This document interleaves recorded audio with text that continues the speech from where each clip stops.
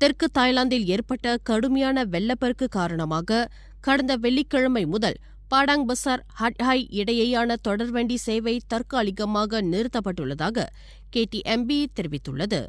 Shadow சொங்க்லா மாகாணத்தில் உள்ள கோலோங்கே தொடர்வண்டி நிலையம் அருகே நீர்மட்டம் உயர்ந்ததால் பாதுகாப்பு காரணங்களுக்காக இந்த வழித்தடம் மூடப்பட்டதாக KTMB-யின் செயல்பாட்டு நிர்வாகி முகமது ஃபாரே சேலா தெரிவித்தார். வெள்ள நிலைமை முழுமையாக சீராகி அதிகாரிகள் பாதுகாப்பை உறுதி செய்த பின்னரே தொடர்வண்டி சேவை மீண்டும் தொடங்கப்படும் என்றும் அவர் தெரிவித்தார். சேவை நிறுத்தத்தால் வார இறுதி நாட்களில் வழக்கமாக நிரம்பி வழியும் பாடாங் பசார் தொடர்வண்டி நிலைய பகுதிகளில் உள்ள உணவு விடுதிகளில் வாடிக்கையாளர்கள் எண்ணிக்கை 90 விழுக்காடு குறைந்துள்ளதால் வியாபாரம் பாதிக்கப்பட்டுள்ளதாக வணிகர்கள் கவலை தெரிவித்தனர். மேலும் செய்திகளை தெரிந்து கொள்ள கீழே இருக்கும் பெல் பட்டனை அழுத்துங்கள்.